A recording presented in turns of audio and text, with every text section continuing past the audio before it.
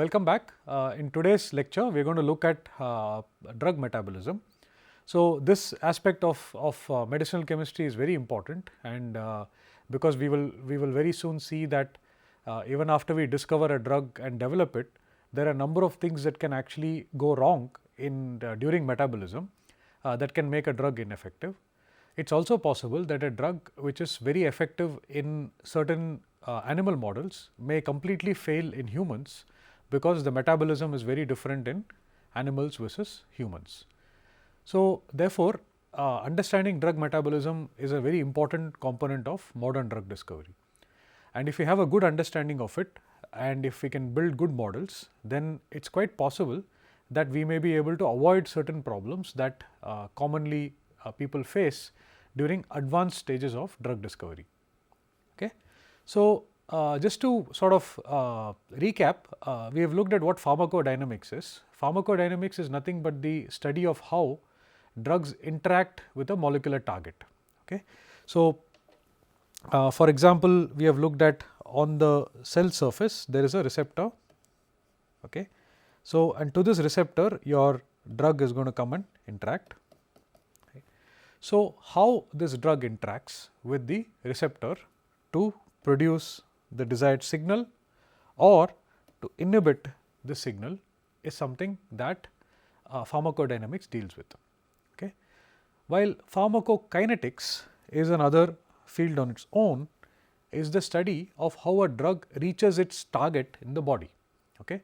So, as you can very well imagine that just taking a drug orally doesn't ensure that it gets into where we want it to go and where we want it to hit.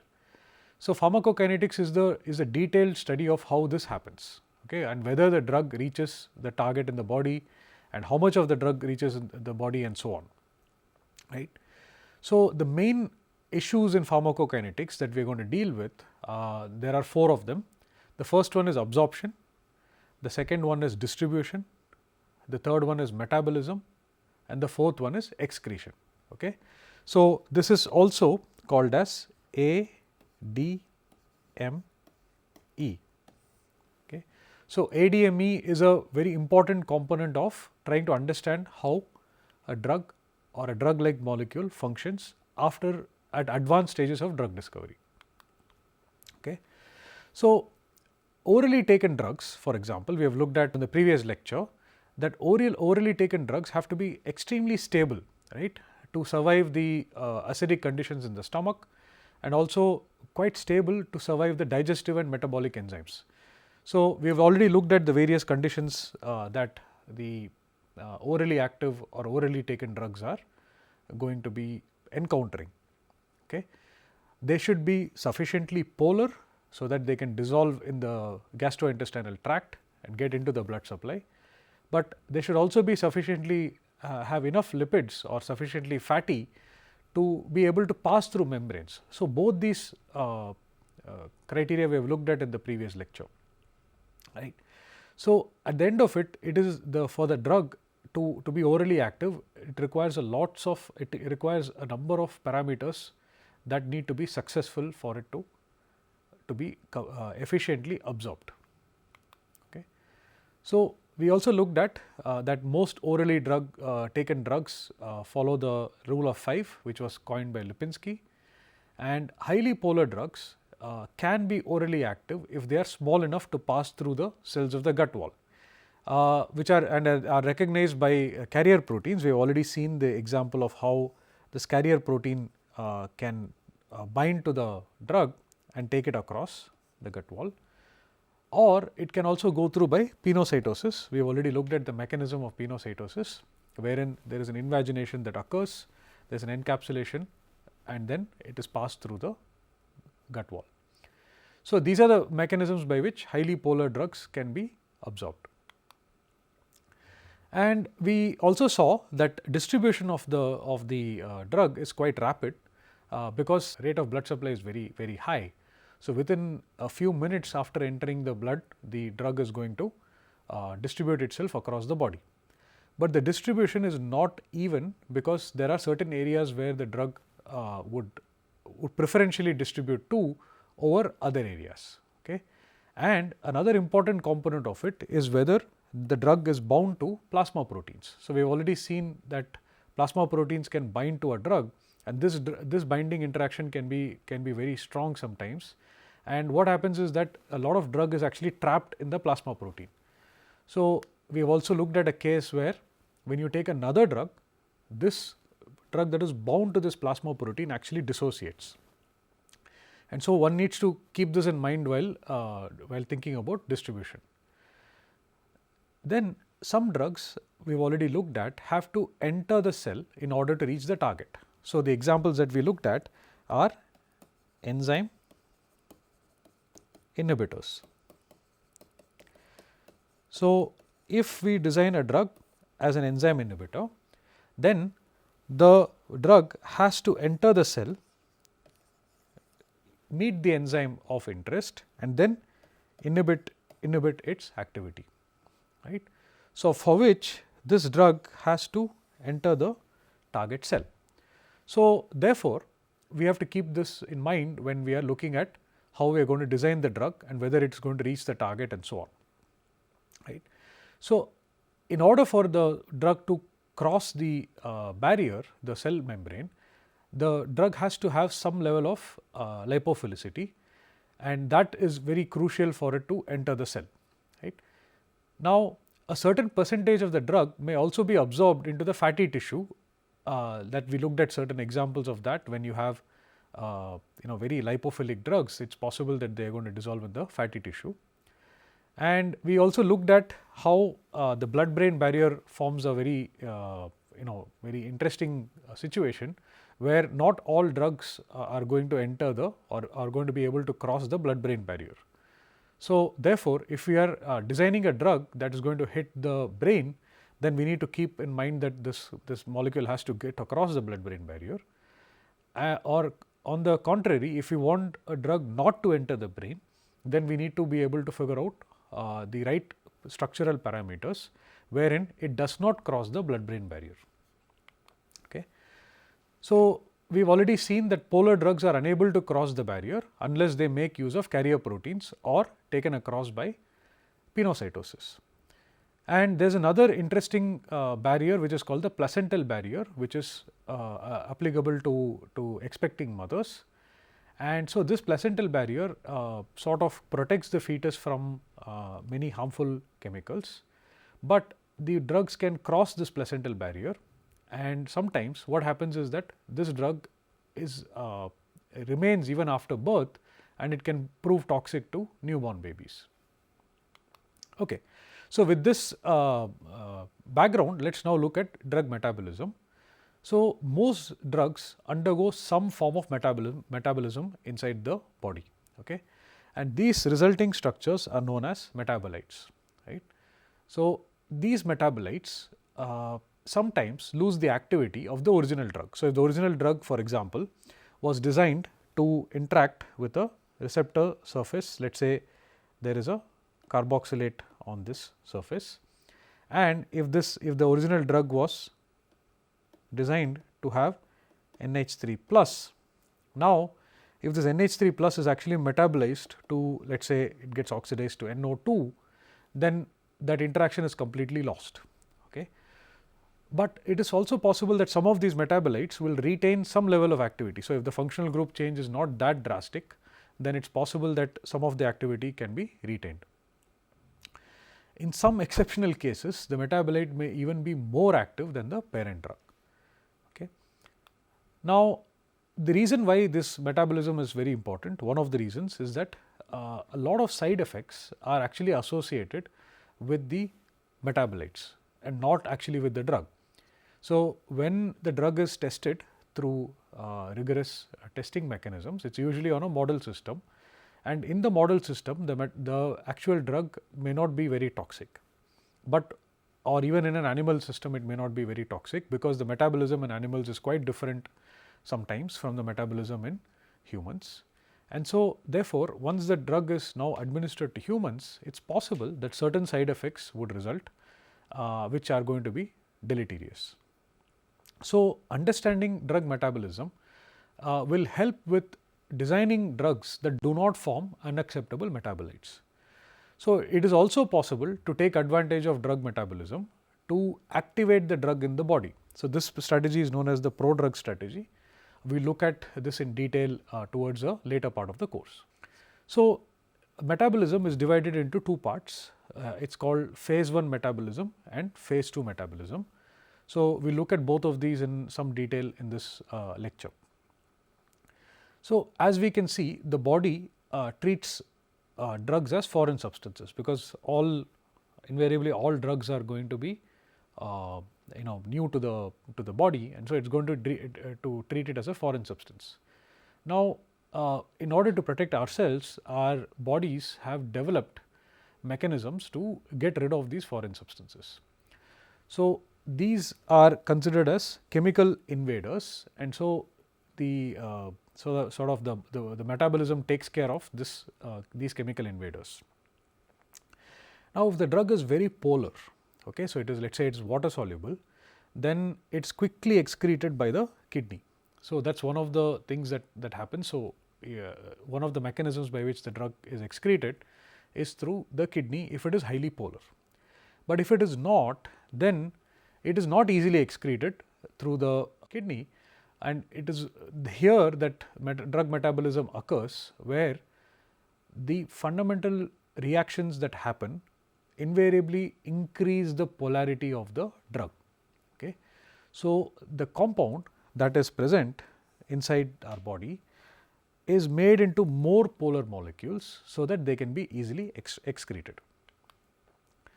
So, one of the largest class of enzymes that do this are a very non-specific enzyme, which is called as cytochrome P450, and they are present in the liver.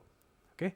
So, one of the ways in which they act is to add a polar functional group. We shall look at it very shortly on a wide variety of drugs.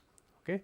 So, then as we just saw that once you make the molecule more polar, it is then made water soluble and it is excreted through the kidney. So, now let us look at the reaction that cytochrome P450 catalyzes. So, you have a drug, let us say with a hydrogen molecule, and in the presence of oxygen, NADPH, which is a cofactor which we looked at earlier, and you need a source of proton. So, P450 acts on this and converts this to drug OH, and the byproducts are NADP and water. Okay. So, in the process, the drug has now been converted from, let us say, an alkane to a alcohol. So, this improves the polarity substantially, or increases the polarity substantially, and helps our system to get rid of it through the kidneys.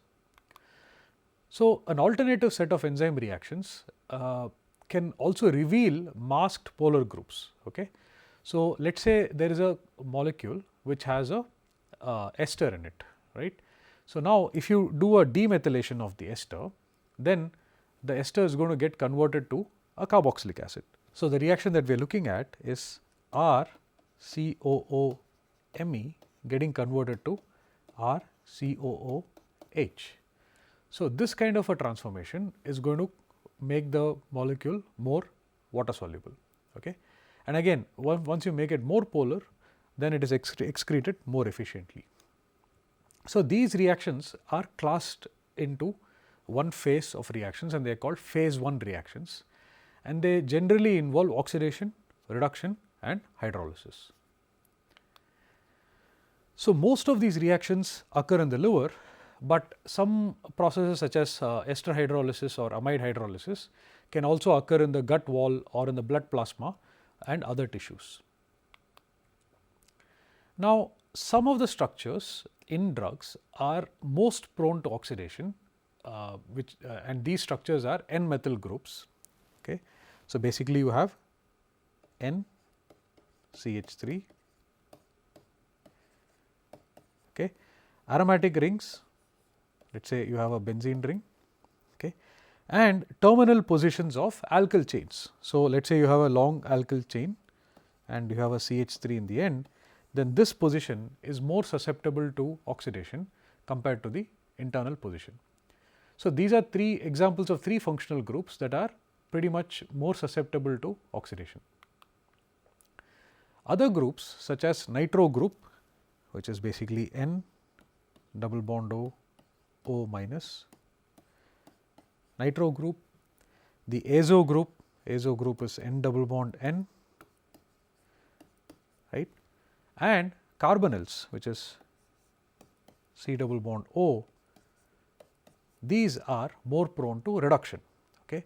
So, when a nitro group undergoes reduction, it is going to form R NH OH, which in turn is going to get converted to R NH2, and this can break down eventually by reduction to form R NH2, and a ketone can get converted to R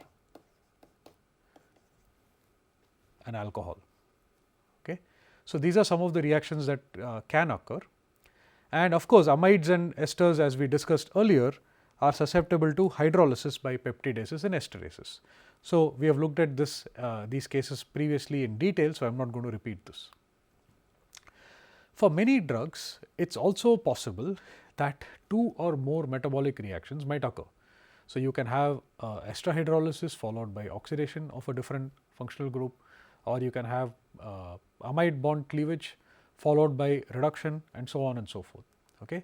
And of course, there are also drugs which may not be metabolized at all. So, you have certain times functional groups which do not really react with some of the enzymes, and so they may not get metabolized at all.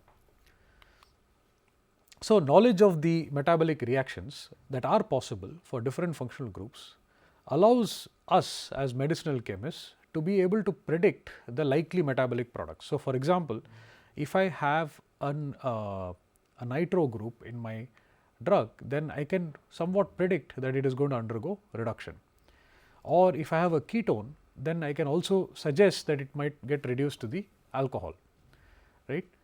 So, therefore, it is very important that we recognize this and understand how these processes occur.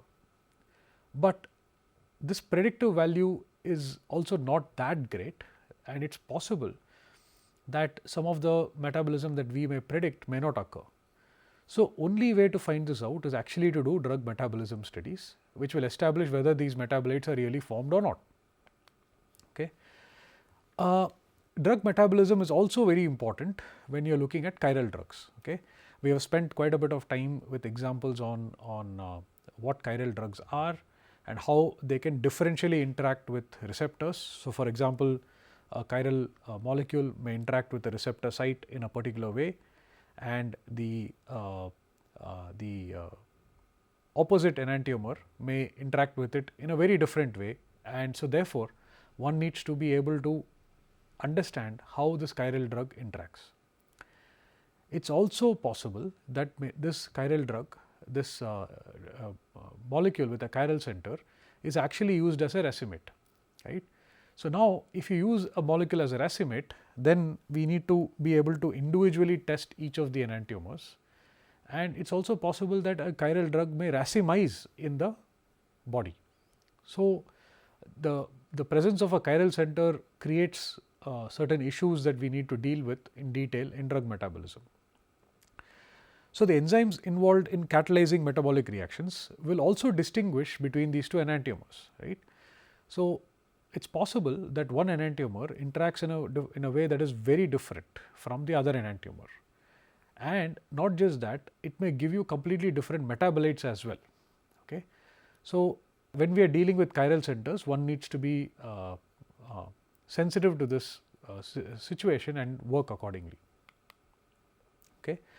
So, what we need to do is we would take both enantiomers of the chiral drug, and they have to be tested separately and to see what metabolites are formed. Okay.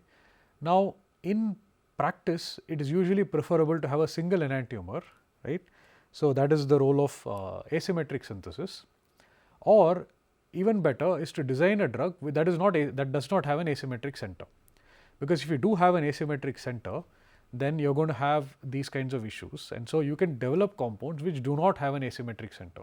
That means, you will make a compound which does not have a chiral center. Phase 2 reactions mainly occur in the liver, where the drug is actually conjugated with a polar group. So, the difference between a phase 1 and a phase 2 process is that the phase 2 you will have something coming and adding to the drug and making the entire molecule more polar. Okay. So, this results in increased polarity or water solubility. Okay. And again the same concepts apply as in phase 1, and you would increase the excretion rate in urine or in bile. Right.